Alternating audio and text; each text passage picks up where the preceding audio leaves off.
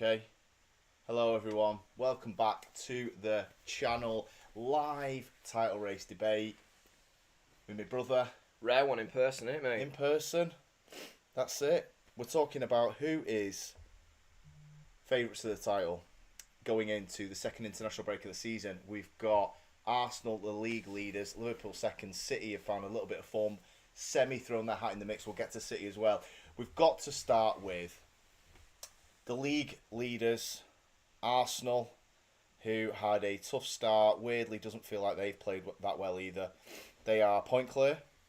Yeah. 16 points from 7 games. They've won 5, they've drawn 1, they've lost 1. Obviously, they need to really win one sooner rather than later. They've built a good team. I think it's fair to say Arteta's done a great job taking them from where they were to where they are. What is your feeling of Arsenal going into the second break of the season? It's weird, isn't it? Because for the first time, you've always kind of said, this has got to be their year, you know. And I know the narrative has always been like, they've got the players now, they've got the squad. This is the first time going into this international break I've actually thought they really are set. Yeah. And it is honestly my first time on this avenue. But I think if they don't go on to win it this year, I do genuinely think they've got to look at themselves. It'll only be themselves to blame at this stage. Yeah, no, I hear you. I think, I agree. I think that they've been close. I mean, very good. Was it within a point? Last year, they never got going. They had the red cards and the injuries, and they just felt too far off. This year, going into this, if I was an Arsenal fan, I'd be looking at this like, you better go and win it this season. Like, don't be not winning it. Because we have spent in the right areas for once. That's it, yeah. There wasn't a Calafiori signing, which we didn't really need. You've gone and signed in the right areas, albeit whether they've been amazing is another question. But Zubimendi in the correct area. Players have improved. Gyökeres in the right area again. So I think... Feels like the excuse book has sort of run dry now at this point. Yeah. And it's sort of on Arteta massively now to go out and prove. I mean, you know, even the signing that people were debating about, which was Madueke, I actually think he's been one of the better signings. I thought he's impressed when he's come in.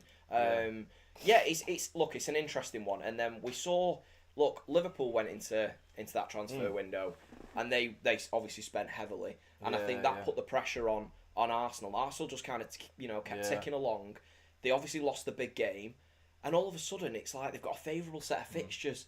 I don't know, what's your thoughts on this coming up? I think the next 4 games is massive because they've got to win 4 out of 4. I've not got them in front of me, but I looked at them at the weekend. West Ham was the first one, routine 2-0 win. Yeah. Liverpool, the start of their bit more of a difficult run was Chelsea. Chelsea, they lost in the early hurdle. Exactly, you lose against Chelsea, the pressure's on now. You've got United and City coming up. I think they've got another tough one in there as well. And let's be honest, Liverpool haven't been great in any game. No. So Burnley away was a struggle. First game. Bournemouth at home was a struggle. It's like going, they've got tough fixtures. Yeah, but what about the easy fixtures they've not been great in? Yeah. You know, so... Yeah, they've kind of been just getting over the line, haven't they? And we've not really known what to make of Liverpool just as of yet. So we're kind of on this... We're kind of on this track of like, they're in second gear. You know, it'll come good. They're still grinding out the wins. But Alex, I mentioned to you, there was a time where just before we fell apart last season, and we were getting the wins just over the line. John Stones' last minute goal away at Wolves, and then there was that narrative of it's what champions do. They'll click into gear. We didn't. We went worse. And you've got to think about that possibility. And I think with Liverpool, we all looked at it when they went into the transfer market, and we were like going, fucking hell. You know, it could be a possible dynasty building. However, we were sort of... And I remember on one of the things, in fairness to us, we did bring this up. I remember specifically saying that the only thing that could go wrong here is that if Van Dijk and Salah fall off... Yeah. And now we're looking at it, and I'm not accusing either of falling off drastically, but they've had a few performances which we're starting to see signs of maybe age. Well, I mean, if you look at their summer window, they did everything right, really, until you start unpacking the details of everything, and you go, well, you know, was it? Let's go through them. So the first one, Wirtz, okay, on the surface, well, one stops City doing it, and also he's a very good player. He's not started well. Obviously, he's 007 meme now already. The concern with Wirtz is he didn't have a position, and he's on the bench. Let's say it. He was benched against Everton. He was benched against Chelsea. So Slot if you're the board and you're going, you told us this was going to work, mate, and you've sort of not been at the races and you've gone back to your midfield three, well, where's he going to play? This is it. He spent big. He spent big on a marquee player, and for me, I don't think there's an obvious fit for him in this squad. I don't think. Well, he currently isn't a starter. We know that, and I think the biggest problem for Wirtz is when he's coming on or when he is on the pitch. To me, it looks like the shirt is weighing a bit heavy on him, and I don't think he's looking for the ball. I almost think he's looking to get rid of the ball quickly. Well, I think. Yeah, I'd be a bit concerned if I was a Liverpool fan. I think, look, you have got to give him time. And I was a fan of I still am a fan of Florian Wirtz. But there was always that question mark of, I remember when we were signing Cherky, we had a few, tongue-in-cheek comments, all love from you guys, but when the Liverpool fans giving me a little bit of shit, I was talking about Cherky, they were talking about Wirtz. But we went and spent 30 million from a bit of a gamble league. Yeah. You went and spent, 120, 115 million from ultimately what we have seen, Alex, is a gamble league. And Kunku, Sancho. We've seen this league before churns out shit. Yeah. So it does. I mean, you're right. It completely is. I think that's the thing with Wirtz is he showed glimpses of his he's obviously technically very good, but this league is built on pace and power, and I think that's a big problem for him to get up to speed. He saw that Bournemouth day one, didn't he? Yeah, and he got shrugged off it. It's also a question of fit, because what if... So the problem you got is you think, we said it in the summer, they're playing with house money.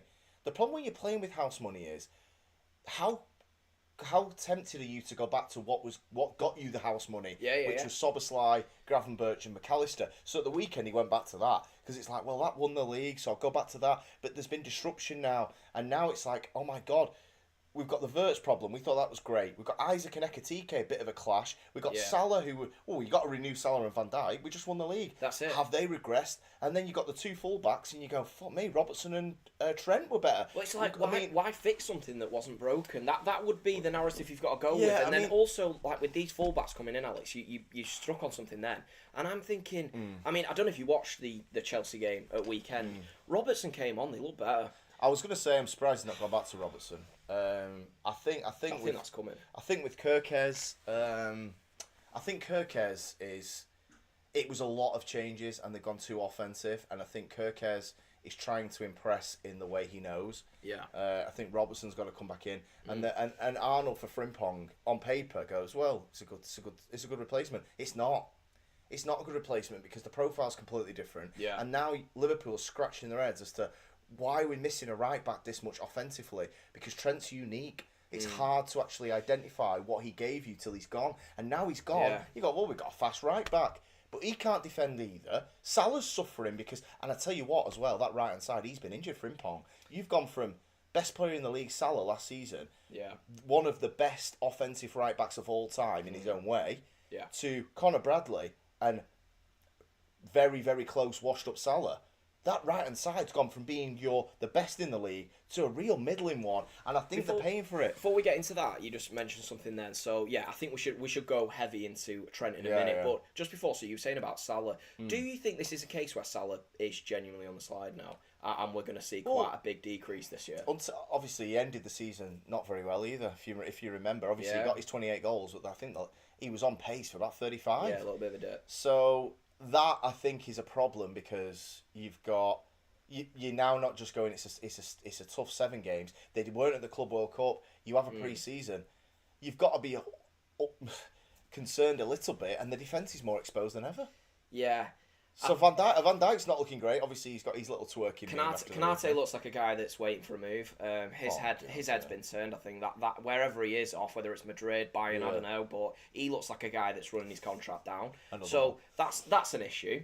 Well, but yeah, mate. Obviously, the elephant in the room is Trent, and we all looked at this, and I was guilty. I'll hold my hands up last year. I was like, look, they're going getting Frimpong. I could see the avenue that they're going down. We're just going raw pace, power, replacing what we did have in Trent. But then when you also factored in that they were changing the midfield three, that was like the winning formula, and they're now going Florian Wirtz, which they're now obviously maybe reverting back to what got them in this position, like you said. Was it too much change too quick, and change that isn't really suiting the rest of the squad? Yeah, I mean Carragher said it, didn't he? You need to go back to what got us your league last year. Yeah. Can you do that though after the summer investment? This guy's under pressure. Slot can't go to the board and ask for all these players, and then go, oh God, I'm going to go back to my safety net. And the safety net was Szoboszlai, Gravenberch, McAllister. Yeah. But you also had 28 goals a season, Salah. You also had Trent. You know, you look at it and go, well, how have we gone from Darwin Núñez to Isak and Wirtz over Diaz, in theory, although Gakpo is playing. And we've got worse. And that's the problem. Slot's got it. He's got to figure something out. And I'm really interested to what you think, how is he going to sort it out? Because if you go back to that midfield three, unless you're dropping Salah, Wirtz cannot play for me right now. And I'll tell you... it's wild. Unless you're going to go... And this, I appreciate, they've not done this once, so I can't see them doing it. And I know it's not FIFA. But unless you go to a diamond midfield, I don't see, and go Ekitike, Isak, and Wirtz as a 10 with that midfield three. I don't know how this works for Liverpool. You're going to be benching 2 of your 3 signings this season, this summer, Ekitike and Wirtz, or Wirtz and Isak. 2 of them are on the bench unless you go to a diamond for me. So do you go to a diamond and play Wirtz in a 10 and Kerkez and Frimpong give you width? Maybe, but you've not trialled it. I honestly think it's not a case of system change. I think certain players need to improve, and I think the fullbacks coming in are key, because ultimately they're lacking in width right now. They lost Luis Diaz. Yeah. You know what? That doesn't get brought up enough, Alex. Yeah, in fairness, Diaz, I think and he's had a rampant start in Yeah, Bundesliga as well. He's good, Diaz. I think he should have always, and he had a good season last year. If you look at his numbers, they were impressive. Yeah. I think they lost that, and it just seemed as simple. Like you said, this is not FIFA. It's not get rid of 82 rated Diaz, getting 89 rated Wirtz. We'll go on a fucking quad. It is never that simple. Of course, You've got to look at what they it's give a lot you of in their change, positions. isn't it? And he's saying that, but It's a lot of change, and I think if you don't have the width from the fullbacks, which ultimately you don't at the moment because they seem a bit erratic. I mean, they can't even get the work down defensively at the moment. Frimpong, I told you could be got at anyway, and I said that, and some Liverpool fans were giving me shit. Well, they're finding out now because their own manager's calling it out, saying it can be got out. Kerkez is a bit of a strange one, because I just thought that's a brilliant signing. It's the most least risk you could go transfer. And now saying get Robertson back in. And now we're looking at it. Robertson's coming in. They look more solid. Alex, Robertson looked better going forward against Chelsea. Robertson's couple of nice darting runs into the box. Robertson's a very underrated player. Yeah, he is. And he's had a great career, and he was a starter for a Premier League winner last year. So yeah, you know, it's difficult, isn't it? Because obviously through Trent leaving, they obviously went and overhauled what they thought was the right thing to do, and we all sort of thought they had a great summer. But it's like every decision they've made, they've come out on the other side, and that's the problem. Like everyone would have renewed Salah and Van Dijk, because you think City are on a dip. Yeah. Arsenal are Arsenal. This is our chance. We've waited for even this. Even if we get two more times, or even one more. Get one more signing. So I think that's the thing that's like. I think the only reason, the only one that I am a bit baffled by, and I think ultimately this is on slot, the Wirtz one. Didn't really make sense to me at the time with the way they were playing, because then you even said to me, you were just like, oh well, he's going to come in, he's going to play left wing, and I was like, well, that's concerning. And he's not really done that. You know what I mean? He hasn't. But the thing is, there was no obvious fit in terms of what Liverpool fans were. In terms of what Liverpool fans were expecting. If he'd have gone to City, it would have been just an obvious fit, right? But he didn't, and now he's gone there, and we really don't know where he's going to play. He does need to come out of the team. I think Slot has done the right thing. He needs to slowly build this guy's form up. Because what you don't want to do is run him into the ground in this situation. Because you know what you said? You made a great point last year, bro. You said when you buy someone for that amount of money, they are a luxury, and it's not a problem when you're winning. Yeah. And in fairness, when does it become a problem? Why Wirtz now is getting fucking hammered, and they're all saying he's doing nothing. Well, it's because Liverpool, the results have stopped. They've lost 3 in a row. Exactly. And also, they've lost 3 in a row, and the wins now. You look at the wins glass half empty. Of course you do. Yeah. You think you're microscoping them. Yeah, you just about got over the line in them, and you're going, well, it's a sign of champions. Then you go and get beat 3 in a row in 1 week, and you go, well, is it? And you got tough. You got tough coming up because you're like, oh my god, you know, because I'm a United fan. I'm honestly thinking we can get at them and do something. Whether we will or not, I don't know. We could crumble and be 3-0 down in 20 minutes, because I know this is what United are. But I'm telling you, you might do something. It might not be very good, but you'll definitely do something. We could give you 2 in the first 10 minutes. But this is the thing of it. It's like Liverpool fans are looking at this going, well, how have we got worse? I would be. It's like us though, Alex. You said this about City. Yeah. You said we spent close to $1 billion, 700 odd million post treble. Yeah. We undoubtedly got worse from that point. And it can happen ultimately. I don't know where Liverpool are going to have to go from here. They're going to have to grind out some results. They've got some big ones coming up. I think the thing is with the United and the City one, it's like City have actually picked up form. Yeah. Not a great time to play us. I think it might be at the Etihad as well, that's not going to be an easy place to come for them. It never has. United, you do not want to play them fixtures. It's like United Arsenal first game of the season. Looking at it plain and simple, you go Arsenal win. Because of the difference between the levels of the two teams. It's never that simple. The players know the occasion and they sort of play the occasion rather than the opponent. And I think that's where they could come up against it with United. Yeah, I mean, look, we should have beat them there last year and they won the league. So United have shown that we can play well in big games under Amorim. That's one thing you should have actually, until City this season we got battered. But up until that point, we've been pretty good against good sides, which is a shock because of how terrible we've been. But I'm looking at this and going, weirdly, you've got to be going there with a bit of confidence that you can hurt Liverpool, and I am. I'm not saying we're going to win or draw. I don't know, but I'm just saying we should be going there thinking we can create chances because everybody is. So don't be talking to me about United is shit. Yeah, so what? You cannot stop the bleeding with this team. So are you going to go Robertson? Fine. Are you going to go Conor Bradley? Are you going to try and tighten it up? You're going to play a midfield. If they play a midfield three, Ekitike and Wirtz are on the bench. Because you're not. Yeah. Can they leave Gakpo out? Because you said it. They need width. I think the Ekitike signing. There's a few of these, and we'll get into them. So Ekitike came in, and it was a bit of a wild card signing. We didn't know what to expect. He came in, hit the ground running. Looks a really good player. And then Isak, suddenly the stance changed. And then they were like, right, we've now got to go and get him. Yeah. He was our guy originally. Yeah. So then they ended up with both. Yeah. And then they were in a situation like, right, well, we don't need both. We never needed both. They'd have never done that transfer. Yeah. Now, where do you go from here with that? Well, look, I think the thing is you got to think, well, okay, having a lot of talent is a good thing, right? But he's got to find minutes for these guys. And now it's like Ekitike can play off the left. What are you on about? No, he's a strike. You can't be spending 500 million, 400 million in a summer and putting players out of position. And you could say Wirtz and Ekitike don't have a position in this team. Yeah. So what? So you said it perfectly. What I mean is, it just so City didn't go and get him, but it's 120 million. Like, I get if it's a 30 million player, 120. Like, so I don't know. But so do you think they're going to have to change that to City midfielders in order to get Wirtz in?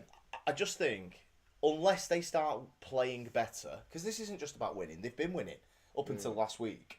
They have been winning. This is about you watching them and having faith. Yes, because everybody at Liverpool has gone like, right, well, we've lost 3 in a row and it's been coming. This has been coming. So it's not just a case of like, what have we got to do to win? What have we got to do to play better? Because we've shown we could lose another couple here. And then suddenly your great start to the season is, fuck me, we're now third, we're now fourth. You know what I mean? So for me, the fact he went to that midfield three at the weekend tells me everything I need to know. He's going down that route now to get some stability and get some wins. It looks but I tell you, if you go with that midfield three that won you the league, 200 million's on the bench.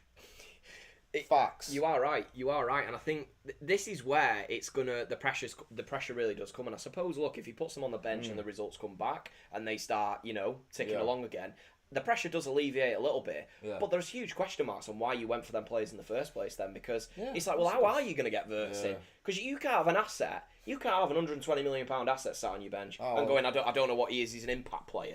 Come on, you can't have that. And I know fans could come from me and go, what was Grealish? There is a difference between Liverpool and City. Yeah, but Liverpool will not go and do this again.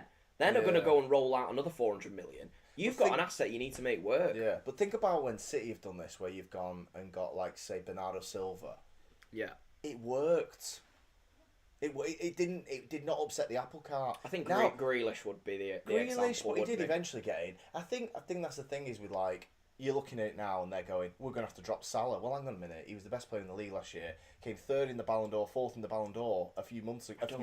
I just don't think you're not at that stage for me yet. And I think, look, that guy who has more credit in the bank.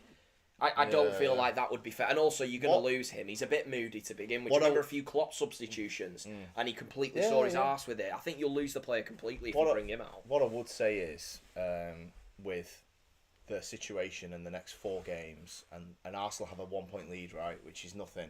and even if it balloons a little bit, however, Arsenal need a cushion because they're going to crack. They need, if Arsenal can get a 10-point lead, well, not only is that amazing mathematically, it also alleviates that pressure. And I'm going to go, if they haven't got the pressure on their necks, I think they'll get over the line. Yeah, I think Arsenal will struggle in a final day shootout.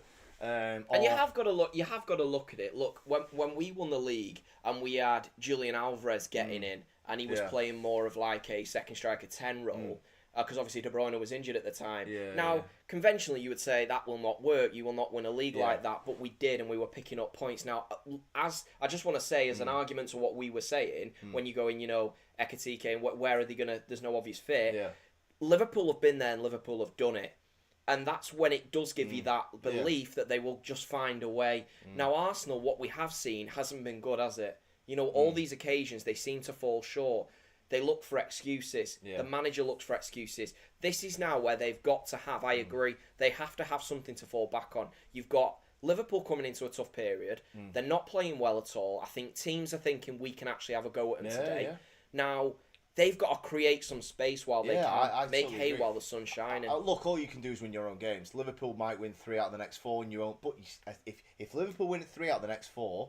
which you'd say, the way they're playing is not that bad of a return. Yeah. If Arsenal win 4 out of the next 4, you have a 4-point lead. Yeah. So Arsenal going, and then if we can get another result to go away, then we're on 7. Arsenal need to rip them off and deal with it. The thing is just say it simply, Liverpool have got worse since the start of the season till now. Yeah. Arsenal have got a lot better from that United game. A lot better. Arsenal are actually having half an hour spells where I'm like, you said the Olympiacos half. Yeah. I thought they were good at Newcastle. Didn't see any of the. I'm sure it was a routine win on.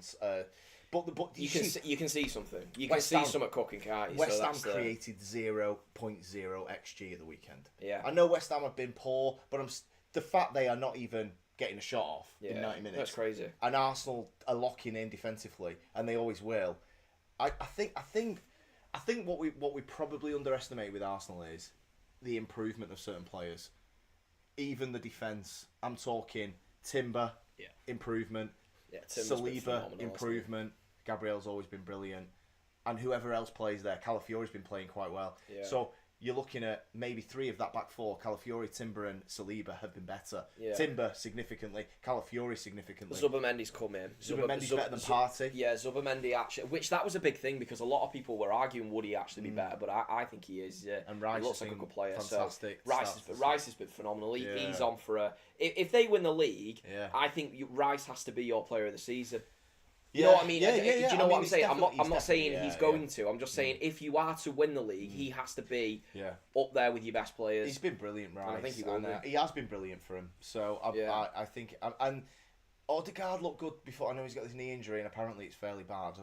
Knee ligament. So that's another one that's in there. But you have got Eze. And I do think he was a really good signing. I mean, obviously he's a great player, a top player. But I do think that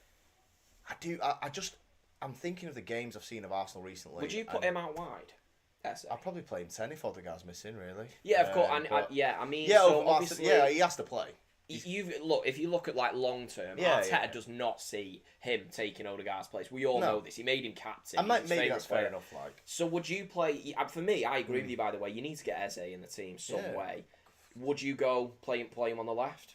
Yeah, definitely. Yeah, he's got to play. He's better than Martinelli, isn't he? And so. For the first time, they had them players and they've increased the level in certain positions. Yeah. So it's like you look at that. You look with Martinelli coming off the bench. Martinelli used to have to perform from the start, and we all sort of knew what he was. Yeah. We knew if he gets the chance, it's a flip of a coin whether he's going to score it or not, or he fucks it up. He's been quite good recently. Yeah, but this is the thing. He's actually playing a role that suits him. Go on when teams are tired. You've not got much to think about. Just fucking try and do it. And it's actually working for him. Of course it is. Whereas you're giving him from the start against top-class low blocks. It's like, I'm struggling. I'm running out of ideas. I mean, look. Obviously my predictions. I picked Arsenal. I like Arsenal. I feel better about my prediction than a few weeks ago because obviously after the 1-1 against City. See, isn't it funny how narratives can change? So Arsenal since then have been good. Yeah. Since they drew against City, and now you're looking at that game and going, City regressed into a low block, and Arsenal did eventually give it everything, albeit it took maybe 25 minutes too late. Or you could say he wasted a full half of football with the starting 11, Yeah. which is fair. But then Newcastle, they did give a little bit more risk to it, and they got their reward. So all of a sudden now the City one is in the back of your mind, the Newcastle one's in the forefront, and now you're going, oh my God, they've been to Old Trafford, and Newcastle and Anfield, and they've played City at home, and you're going, oh my God, they're pretty well set, because Arsenal are that type of team who are going to be. They're going to be tough in the big games because they're so good defensively. You can't score past them. Yeah. So Chelsea are going to struggle against them because they can't score. So Arsenal just need to get one in a lot of these games. So I feel a lot better about my prediction now. Obviously, I did the prediction before Isak. Strangely, Isak's come in and made it worse for Liverpool. So I think with Liverpool, what you would hang it on at the moment is what you've seen in the past. Yeah. And that is what they have been there, they've done it, and they have winners in their team. Ultimately, Arsenal, they're still waiting for that moment. They still haven't got anyone there that you can really lean on and say has got that experience. What point deficit, though, would make you worry about Liverpool? Not like, I'm talking neutral speaking here. Where would you start getting a little bit concerned? I'd say for Arsenal, I think they need something over 8 points to give them a bit of a cushion. And I think if they have... And then maintain it. Yeah, if they have 8 points after Christmas, then they can go and sort of defend against that. But where the thing is for me, Alex, right, there is more of a mental issue with Arsenal than it is a player ability, because I think most... there'd be a few Liverpool fans that would disagree with this, but I think most neutrals would say Arsenal should go and win it now with what they've got. They're the most balanced, they've got the most depth. Well, they've not got the most depth, they've got the best depth, in my opinion. They've got like-for-like people that can come in and perform to a similar level. They've got the best defence by a fucking mile. Oh, yeah. There's a few key areas, but the biggest issue for me is that Arteta has got to change his attitude in these big games, because you don't win a league by pumping all the shit teams and then stinking out the gaff against the big boys. You can't, Alex. You've got to change your attitude. When we win it, we go to Stamford Bridge, we want to win. We go to Old Trafford, we want to win. We go to Anfield, we want to win. We didn't a lot of times, but we still went for it. And fair play to Liverpool, because they did the exact same to us. He's really got to get out of that mindset. We've seen signs of it, that he's been more attacking. Newcastle was one. I agree. Got to see it more often. What if they can win it without doing that, though? What if what was your 1-1 at the Etihad now is actually sufficient because 82 points... There's an argument for that. If you're Arsenal, you should be winning every game. Yeah. Or at least trying to. Other than... Well, they've already played Liverpool Anfield, so for every other game of the season... Yeah. You are going in favourites, I'd say. Bookies favourites. You're going to play Liverpool at home, you'll be favourites. Yeah. City on the road will probably be in evens. You're going to be favourites in every other game. There is an argument for it, Alex, but here's why I don't think you can hang your hat on it, because you're basing it on a lot of things that you're going to have to hope Liverpool really fall off a cliff for that to happen.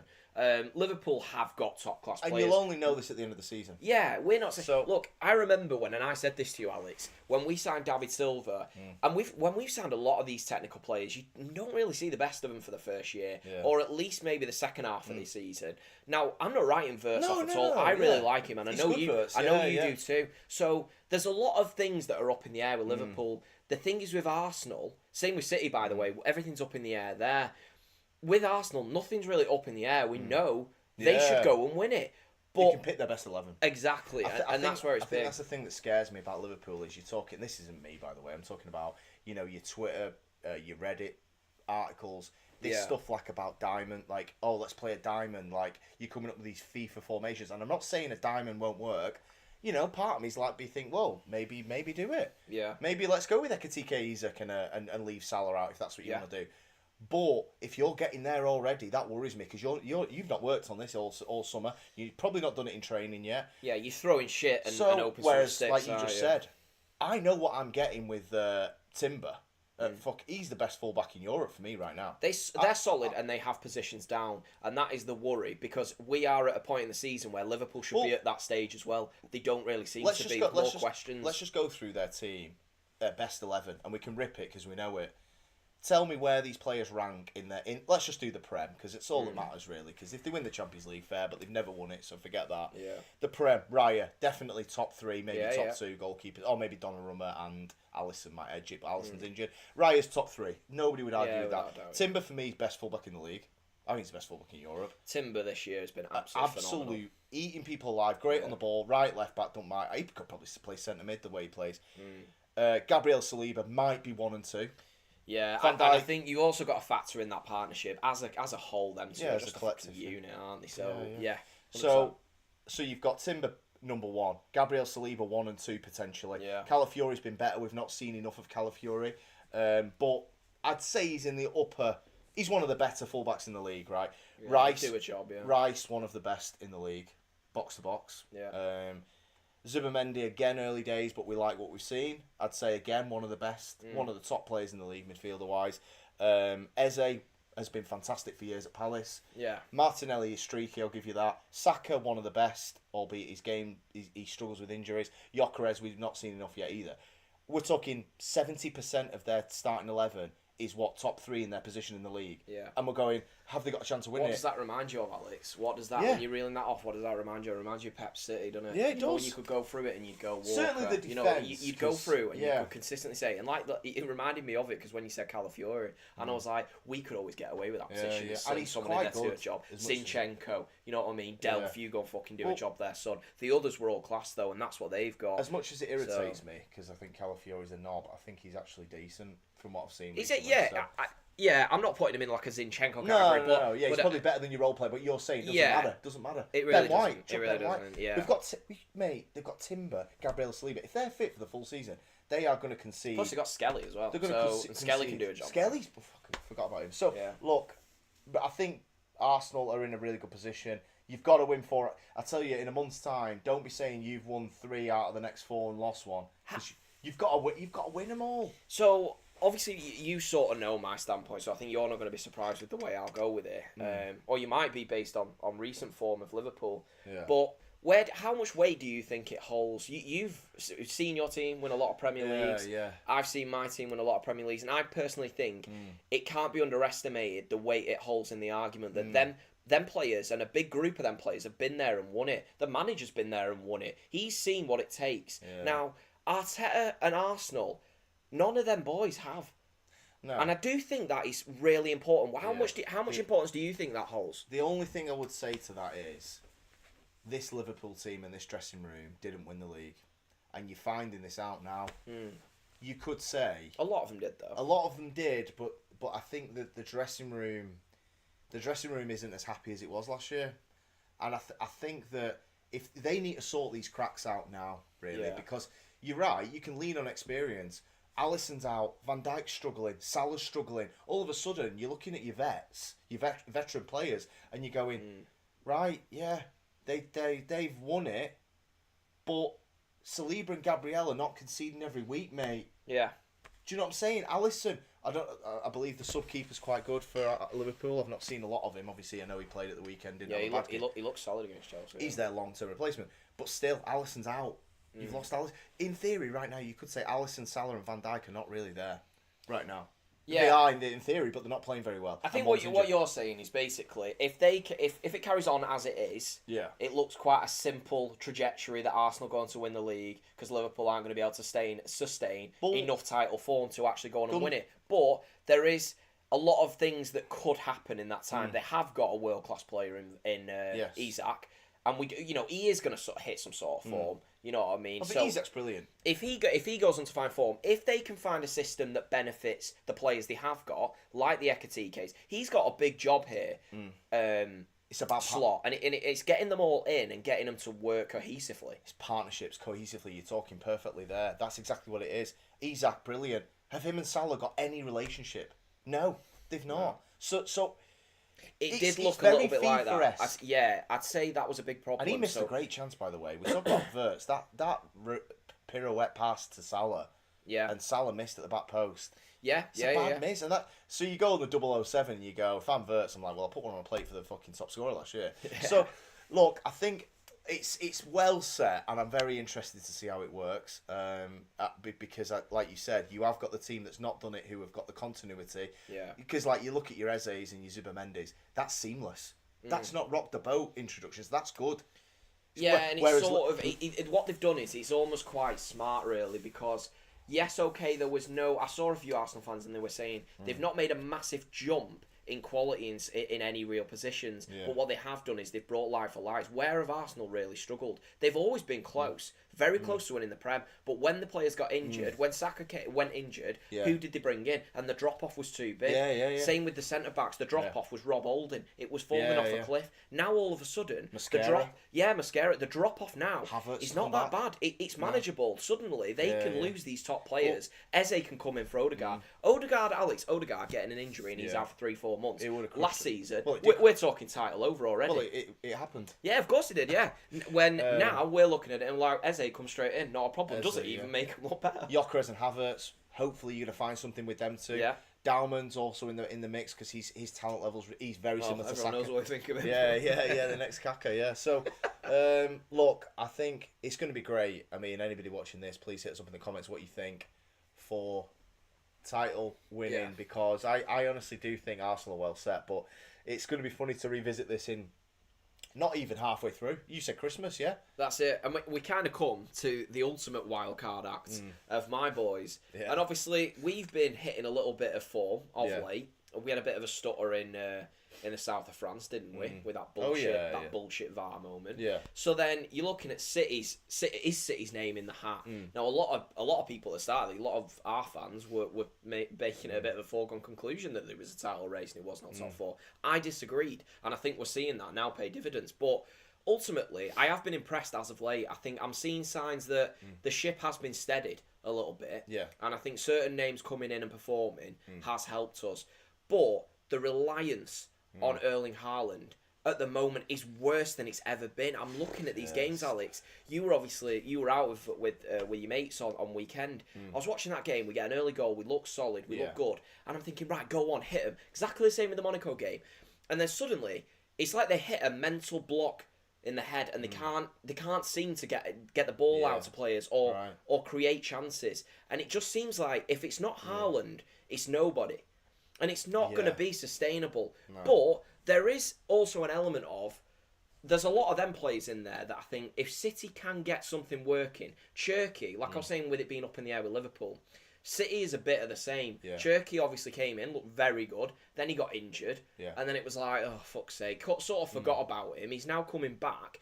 If we can have some numbers from a Cherki and some production to Haaland, then it does sort of put our name in the hat a little bit. Yeah, I think a very fair reflection from my perspective is I think you've got a puncher's chance. Because we saw in the Arsenal game, Arsenal are better than City. I think everybody on planet Earth agrees with that. I think the way we played it, Guardiola's concession in the second half. I know you were winning, but he would never do that. Yeah. He conceded everything that he believes in that game to get a win, and I thought okay, you didn't get the win, but you got very close. The thing with City is you've got a world-class goalkeeper and a world-class striker. Few question marks dotted around the pitch. However, they're the two ends of the pitch that matter, right? She's fine. Now, I think for City to really get in the mix, it has to be a low point total. We're talking like an 81-point winner, and it might be, because we're talking about Arsenal. Are they going to go and blow it away and get 87 or, God forbid, higher? Probably not. So I think, firstly, it's got to be a low point total win, right? Yeah. Which it could be. You've also got to start getting some production. You mentioned Cherki. You've got to get some production from supporting cast. Yeah. Because you've got how many games this season? You're going to have back-to-backs with the Champions League. He said he was tired already. Haaland at the weekend, he said that guy woke him up a little bit. You're going to be going into games where Haaland's going to have a bad game. He's going to. I mean, what if he gets a knock? He hasn't played. Devastating. He missed 10 games last year, so I'm not saying that's going to happen. But if he misses 5, tell me how what are the rest of them going to do?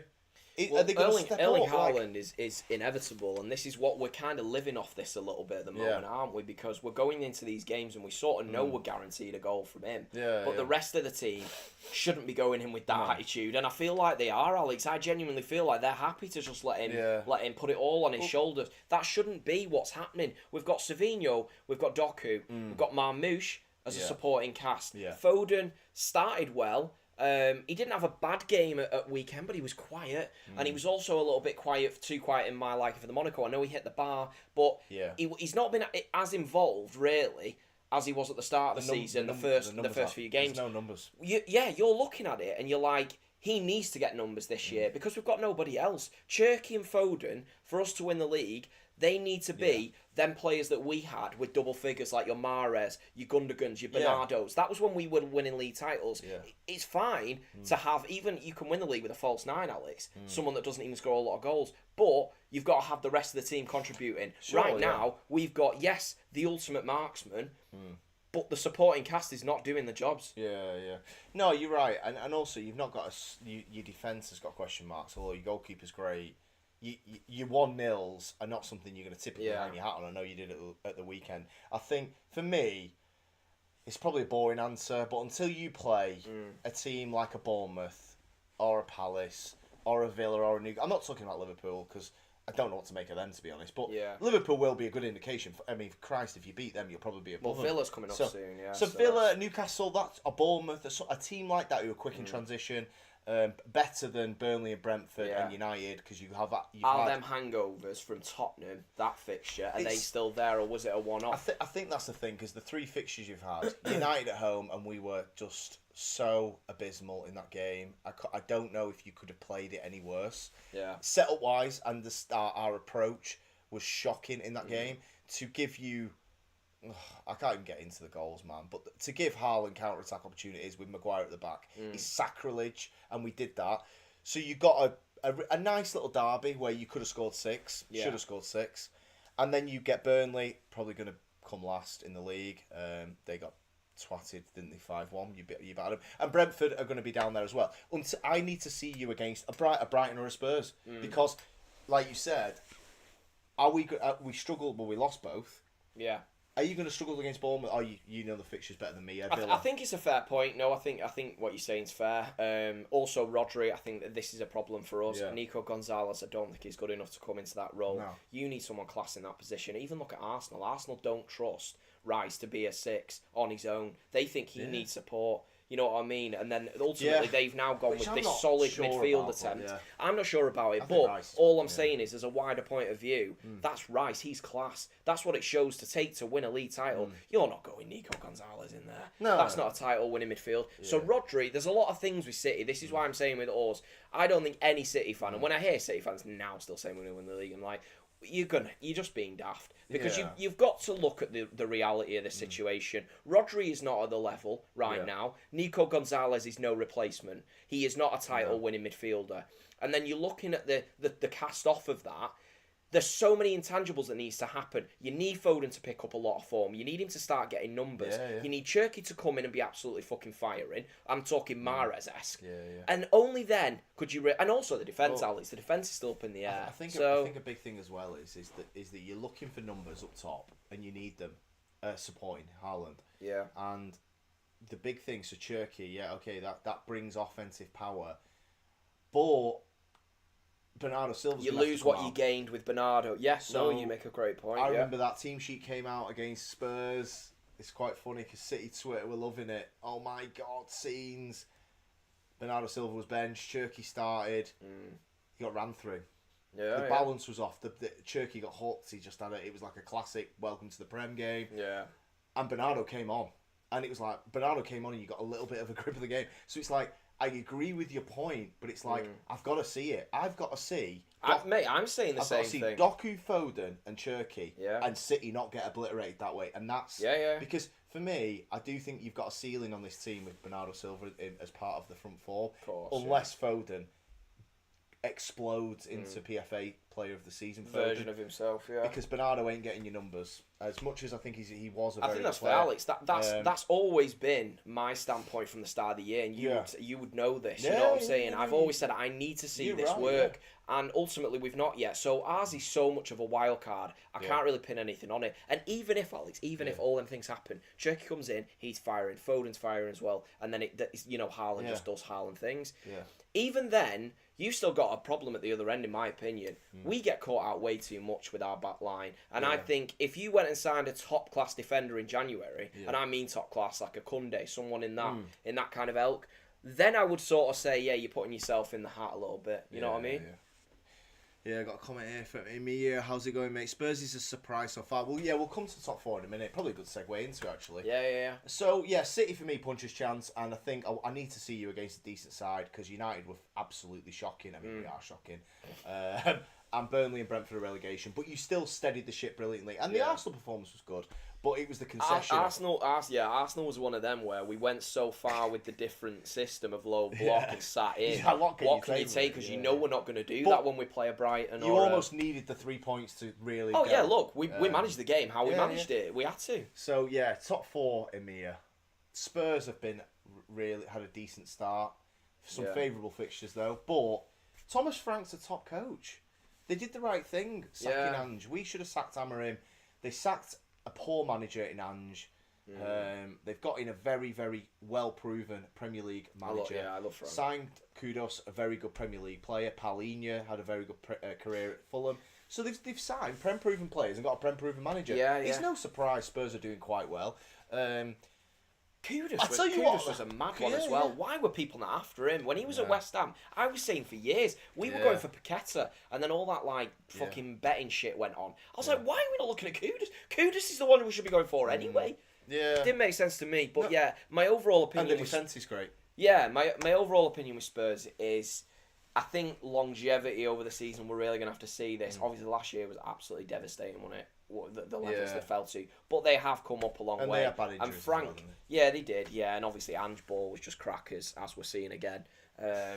So, look, I don't know, mate. I think that'll be interesting looking at Tottenham going forward. They're going to be in a battle for top four, 100%. We're seeing Chelsea. I know they beat Liverpool, but before then, Jesus wept, they've been poor this year. They really have. They're missing Palmer, aren't they? Man U had an amazing transfer. It needs to come to fruition, Well, I think that always highlights how poorly set up you are when you come out the window thinking we had a good one.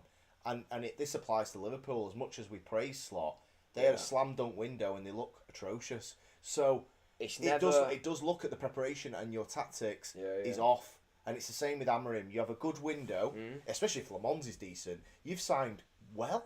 The front three have looked good in little instances. Le Mans good. If United have signed 4 players, 3 of the front 3, and we're still crap, who else do you look at? And Spurs, look, I think the Maddison injury in a way has helped them. Has Kulusevski played yet? I'm not too sure. I mean, I've not watched loads of Spurs to be fair, but look, he's a very good player, isn't he? But I think obviously Ange had all the attackers available and played them all, and got twatted. And then when the injury started, he just he kept up with it. So. I think they've got a good back two. Oh, very good actually. I think Van der Ven. Would you go Spurs top 4 this year? It's a good question because somebody by definition has to come fourth. The obvious one. Well, there's a few in there. It's going to be Newcastle, Chelsea. Presuming the top 3 is who we're putting in this video. Presuming that goes as it is, it's between for me Newcastle, Chelsea, and Spurs. Who would you go? God, probably Newcastle. Would you? I like Newcastle. I think they're very for a similar reason to the Arsenal situation. Yeah, it's a good continuity. Voltmard looks alright. He does, doesn't he? I suppose they've got Champions League. That's the only thing for me with them is that they've got Champions League. That guy does not look like he should be a footballer, does he? That Voltemar guy, but he actually does look alright. He took the world's best penalty as well at the weekend. Did he? Yeah, it was like the Maguire one against Donnarumma, like top bins. He's a strange player, but he's doing a job, isn't he? Are they going to get enough goals? That's my thing with them. I know it's not the hottest take. You lose Isak. Are they going to get enough goals?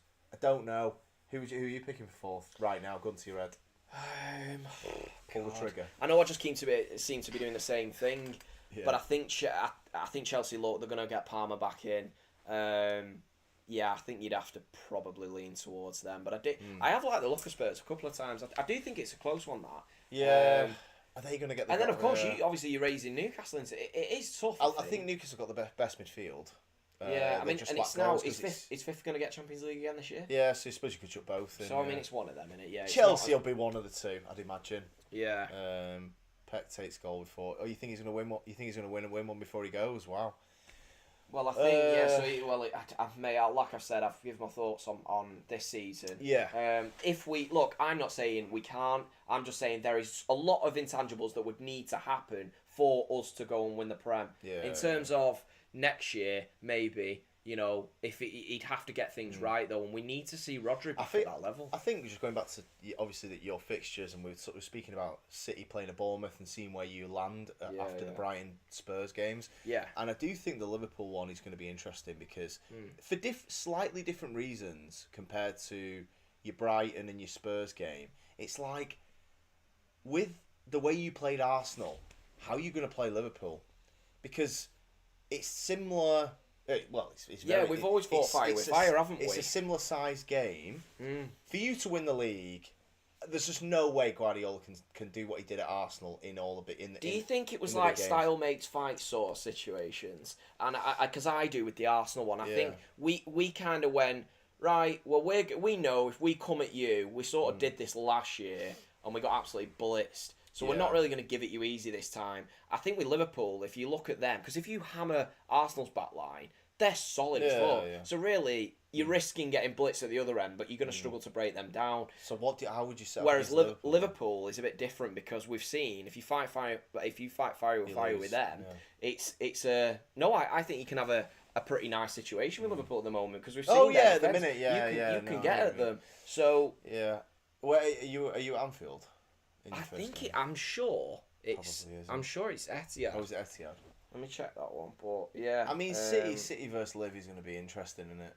I mean, especially the way City are playing. The setup, like you say, will be. I'm interested to see how you can. I mean, look, yeah. So we're at home, 9th of November. Right. So it's going to be a good. Look, you probably got to beat. For me to really consider you, you've got to beat Liverpool for me. And I know it's early on. But I just think I can't shake how Arsenal just smothered you to like what City used to do. Yeah. You're gonna have to punch back against Liverpool for my head to go right. They're a legit. I agree with you. The Arsenal was a situation. Like you said, it was a tough. You played on the Thursday. You didn't have much rest. I can get rid of that out of my head if you do well against Liverpool. So that's where I'm at. I agree with you. Yeah. Arsenal favourites, City second in my opinion. Wow. So. Emir's not even got Liverpool. Yeah, I assume third. Well, I mean, God, who knows? This is the thing. That's it. Liverpool's such a question mark. They've got to start playing better, just regardless. It's got to pick up soon, and he sort of needs to know He needs to know where to play these players because ultimately at the minute it's all too much up in the air. And I think the longer this goes on, I would be concerned. They do have that argument and it does hold weight that look, they have been there, they've done it, and they will be hoping that is enough to take them over the line. But I think this is the first time, like I said at the start of the video, where Arsenal, I'm looking at it and I'm like, right, they actually really are ready. Yeah. You know what I mean? Arteta does need to change his mentality in these big games. But other than that, they haven't got a big game for a bit. Yeah, exactly. What's the gap going to be if they do potentially lose? Well, Liverpool and City playing each other at Etihad or whatever. Arsenal need to go right. Let's circle that game, and we win either side of that, and put massive pressure on one of the two that loses it. And if you two draw, they're by default going to be 3, 4, 5 points ahead of both of you. And that's the thing with Arsenal is the way it's worked out is if you can put a run together now, win 8 of your next 9. Yeah. You're going to put massive pressure because Liverpool have got to get it together. The pressure's mounting. The dressing room don't look happy. We laughed about that Wirtz player card from FIFA. Soboslai does not rate Wirtz based on that reaction. It didn't look good, did it? And neither does fucking Curtis Jones if he's laughing. That's not great, man. No, it and I felt sorry for Wirtz because it looked like he was a shell of himself in that video clip. So, I think that's sort of how he's playing at the moment. No easy games in the Prem. I hear you, mate. Yeah, totally there is. Hear you. Toughest league in the world, and that is. Well, look at it when the signings come. You know what I mean? There is always even Reinders. Reinders got a fucking welcome to England against Tottenham, who the year before finished 16th. Yeah, Pape Sarr, because big athletic midfielders, talented guys. You know what I mean? So it's a shock to the system when you come from a league that's quite methodical, slow. It's a shock. And I think a lot of these players, they don't understand it. Wirtz came in as this marquee signing, and we always thought bit of a luxury. You know what I mean? But now we're looking at it and we're like, well, actually, they sort of need Wirtz to kick on because if Salah is edging off, they need the next guy to take the mantle. And as we're looking at it, there's no obvious. No, I suppose way around you can semi-hang your hat on Isaac eventually getting you the goals that Salah did. So that's not too bad. But then for that, you need Wirtz in the 10 role. Yeah, if you're going down an ultimate 9 and 10, because you've not got the goals out wide anymore, and you've flogged Diaz as well. You're now ripping up the Klopp DNA of 3 workhorses in centre mid who can play a bit. I'm doing them a disservice there. All 3 of them, they're very good on the ball. But yeah, I mean, that's a good shout. That actually. Only league can relegate. Yeah, only league that can relegate the favourites can humiliate. Yeah, only league. Oh, I think you misspelled that. Yeah, I get what you mean though. Only relegated. Yeah. So people basically in the bottom 3 can turn up. Like Leeds, for example. Leeds are going to be a tough out at Ellen Road. Spurs just got over the line, didn't they, at the weekend? And we're talking about them for top 4. Yeah. No. Yeah. Sunderland, exactly, yeah. I expected better against United. Admittedly, I think they're a 5:30 game away at Sunderland. It's going to be tough. This year specifically, Burnley look like they're going to get relegated, as in 20th. I don't even think they're that bad though. To be fair, I know you wax them, but they've been. I think at Turf Moor they'll be quite decent, and then your mid-table teams can beat anyone. Yeah, certainly like Bournemouth, for example. I mean, with Semenyo, he's outstanding, right? I think he is. I think. What do you think about Semenyo? I see a lot of people saying about bringing Semenyo. Well, I'll tell you. Do you think he's going to get a move? I think there's a couple players like that this year. Yeah. Semenyo and Dye.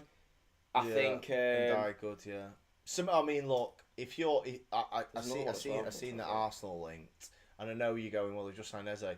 If you're Arsenal, you need to go. You need to keep doing. You need to keep signing your Ezes from the season before. So I saw Arsenal into Semenyo. Do it, even if it's the only buy you do.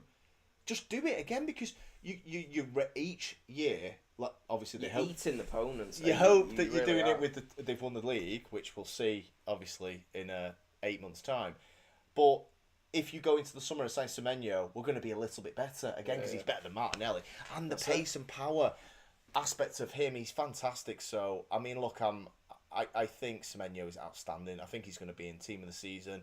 I think whatever it is, 100 mil they're talking. But can you blame Bournemouth? No, it's going to cost them to replace him. I thought Semenyo. I was shocked. Obviously, we saw Bournemouth got kind of a bit decimated, didn't they, in the summer? Yeah. And I was shocked that there wasn't much going on in that situation with him. It's crazy, but Amir lived in the UK for 2 years, but because of ticket prices, couldn't see any matches. I know, mate. It's scandalous, right? Oh, it's crazy. Oh, you'll have to try and get to one though at some point. But yeah, I think that. Has he said his team, by the way? No, I'm not sure. Who's your team, mate? You need to let us know. Is it United? Don't know, but he's very fair. He's got some good takes behind him. 100%. But yeah, man, I think there's a few actually. When you talk through the players, Alex, as well. I think Bowen's another. Bowen's good, isn't he? And I think there's a lot of players coming into the next summer transfer window. We won't really see him moving. Would you take Bowen? Replace Bernardo? Massively. I think Bowen would be a really good fit for us. Yeah. I think Bowen's a lot better than people give him credit for. I wonder if he got a lot more of the ball, like at City, for example, it'd be good. Yeah, he is generally a very good footballer. Yeah, and then you are looking at obviously Semenyo, the obvious one, and Dye. Pace and power, Semenyo, technical ability, shooting's come on. Do you think maybe in Dye City could tempt them because they're gonna want Grealish, aren't they? I think Dye would be a bit more of a risk than them two. Oh yeah, 100%, yeah. I think he's technically good, but I'd go Bowen and Semenyo. I think Arsenal will do Semenyo because it just makes sense, doesn't it? If they're linked already. Then I am looking at it and I'm looking at my team and I'm like, God, we are sleeping in the market with where we're at with our front line. I'd be worried. The thing is, because Arteta, for all for everybody, for all his critics, he has built a very strong side. People go, the foundations are. Yeah, you're always second. I tell you, fuck me, I'd love to come second. And I know it's not good enough because he has. I think it's a compliment to him and the board how well they've signed that everyone thinks second's a failure because everyone rates the team now. You've built a great side at Arsenal. Maybe not all Arteta, but I'm just saying he's the manager where the recruitment is. You've built a fantastic team. You've got to go and win it. Well, if you look at it, Alex, even the players he signed, which the shit ones that have gone wrong. Who are you really talking about? So you go in your Calafiori. We just said at the start of the video that he's doing well. So then you like Havertz. Yeah, but they got a job out of Havertz last year. You know what I mean? We've certainly seen more of Havertz at at Arsenal than we did at Chelsea. You know what I mean? We've seen a better version. 15 goals. And then it's like, suddenly, yes, okay, they weren't the marquee signings. He is getting paid too much money. But then they've gone and signed Gyökeres. They have got genuine depth. And it's not like for like, but it's pretty close to it. That's all you've got to do. That's where it stands. You've got to do if you're Arsenal is go into the summer and sign your Eze again, which for me is Semenyo. Semenyo's a bit better than Eze, I'd say. Yeah. And you're just topping up referee judgment difference in Premier League and European football. Well, you found that with the fucking handball shit. But then was it? Oh yeah, it was handball. But then again, the Newcastle Arsenal handball shit, where they were both at it, was shocking, wasn't it?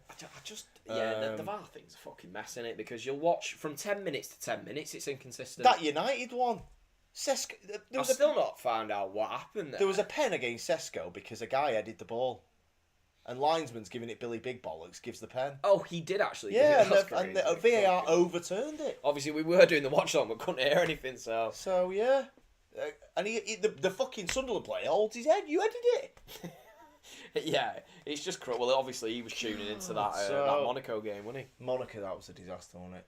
But listen... What are we saying then, Alex? So, just before we call it, you're going to go... I think I know where you're going to go with it, but give it me... On stream live, tell me who you think takes the Prem title this year. I'll give you my top 5. Go on. Arsenal, Liverpool, City, Newcastle, Chelsea is my top 5. I'm going to go for. So same as it's going to be the same as me, but in a little bit of a different order. Yeah. I would go with. I really think Liverpool have got to get better, but. I think they will, and I think the argument that they've been there and done it, I think it holds too much weight. I'm going to go with that. So I think Liverpool will take the title. I think Arsenal will be a very close second. Really? I think City will come third. I think Chelsea fourth. Newcastle fifth. Okay. How close are you talking? I do agree with some of the points you made when you said you think it could be a lower points total this year. Yeah. So I think it'll be close. Yeah. I'm talking 83, 84 winners. Yeah, possibly. Points total. Yeah, maybe a little bit more than that, but yeah, I do think it's going to be 2-3 point max. I really do think it'll be tied, but Marinicas and Ange caught a training ground fighting over a kebab. He is so sacking Ange, isn't he? What, I reckon one more game. What is he doing, that Marinakis, man? Honestly, he's wet. I suppose, like, if you're a fan of the club, you sort of like, you like the fact he cares this much. If you sack a manager who everybody likes... that was crazy. Your new one better start well, and he's lost every game, and he'll drawn one, Ange. Yeah. And let's be honest, his reputation wasn't great because he nearly relegated Spurs. Okay, yeah, you win a trophy at the end of the game. He did a bit of a madness, Marinakis, in the summer. God, that interview with Gibbs White where he had a gun to his head in the interview. And Gibbs White stood there like, thank you, Mr. Marinakis. And it's like, oh, mate, what the fuck is going on here? When he barged onto the pitch for Nuno last season and bollocked him. Yeah. Oh, he's a mad character, isn't he? So he's got... Angie's going... you know what? Fair play to... I seen a clip about the... Angie's a big fucker, though. Isn't he? Fucking drop him. I know.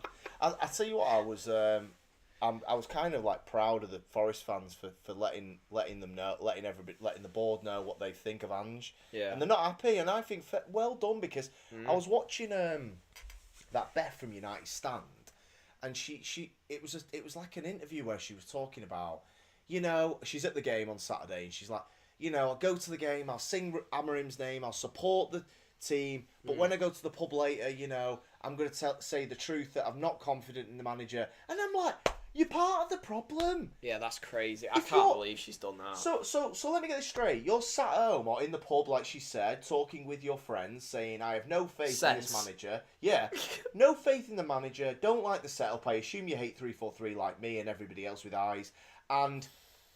But you're going to the game singing his name and celebrating the team and getting behind the lads. No, you're doing it wrong. Look at Forest. They're pissed off. They're singing that Angie's getting sacked in the morning. And he will get sacked in the morning. And Forest will be consistent better. at the end of Forest the will be day. better off for it. That Beth summed up everything that's wrong about the match-going fans at Man United, because it's not just her. It's all of them. And it's not just, Alex, it's not just the match-going fans. It's a lot of your YouTube presence. Well, her and like some of the others that we see. Do you know what I mean? 2 million subscribers she's got. Well, yeah, do you know what? We all know that. We all know the main idiot that we're thinking Oliver here makes a good point. Yeah, United fans would like to know. I would, mate. I mean, like, I don't know if I don't recognise your name, so forgive me. But if you've been on the channel before, really wish the match-going fans, and you could go, well, why don't you go? But I'm one of 75,000, it feels like. Why? Why are you going to the ground cheering the name of a manager and then going to the pub and going, he's a bit shit, isn't he? Go to the ground and boo him. Yeah, exactly. And let the board know we think he's shit, because Ratcliffe's going, did you hear him? It's so true. Singing, oh, Amorim, Amorim will bring the glory days again. You want to make a change. I want Ratcliffe to wake up and realise how shit Amorim is. Yeah. I don't want Ratcliffe to be sat there with 74,000 singing his name like Beth. I mean, that Beth saying that, how anyone could watch that and not just be like, right, I'm turning off and never listening to another opinion you've got then, because you've literally just said, I don't mean anything I say, really. You know what I mean? Well, I talk shit to appeal to the masses, but ultimately, if you catch me when I've had a few, I'll be honest with you. Right, well, we're going to have to catch you on a good day then, aren't we? Because you talk shit most of the time. You just admitted it. Fuck off. Well, she works for the right channel. But seriously, I mean, I'll maybe try and clip it and post this little segment after it, and just because I could not believe it. Well, I can with United fans because we love any old Ross. But it's just I was watching the Forest and I saw the girl on the overlap, the fan debate, and she was going, I didn't want Ange from the get go. You've got United fans. We're like, I've never heard of Amorim, but he's the second coming of Christ. Never heard of him. But Forest fans are going, fuck this. We didn't want Ange. All they're doing is holding their club to standards. Yeah. That Nuno set. That Nuno, that the predecessor set. Yeah. Where it's mental is, you just said, Alex, Forest are doing this. You've got Man United fans that are unable to do this, and they're going, no, I'll support any shite the club churn out, the manager churns out, and I'll never say anything because that makes me a lesser fan than someone who does call against it. Yeah. You're an idiot. You should go there like the zombie you are, clap the dog shit that you're watching, and enjoy it, because we all know you hate it. Exactly. It just sums them up, and it's what she said in that clip is exactly the problem. It's surprising that there's only a couple of UK managers in the Premier League. How clubs' mentality better than locals? Yeah, I think that it's interesting in it with like the mentality issue with the manager. I mean, UK managers. There's just not many of. This is why we had Southgate for so long, and I like Gareth. It's why Tuchel is a manager. There's not enough. There's only Eddie Howe. Yeah. So, I mean, it's difficult because that's why there's not many. But I think we have to wrap up anyway, aren't we? Yeah, dog's booing off, man. Okay, thank you all for tuning in. Massively appreciate that. We'll try and do a lot more of these. This is how World War II happened. Too many blind followers. Oliver's just jumped on. Sorry, mate. We're actually just jumping on. Thank you, though. We're going to do a few more pods in person. It was fun tonight. Yeah, that's it. Obviously, international break. I'm away. Well, we're looking at setting up a proper little studio, aren't we? So that's hopefully in the pipeline. So hopefully you can all continue to join us. I really appreciate that. So thank you all for listening and tuning in, and we'll see you on the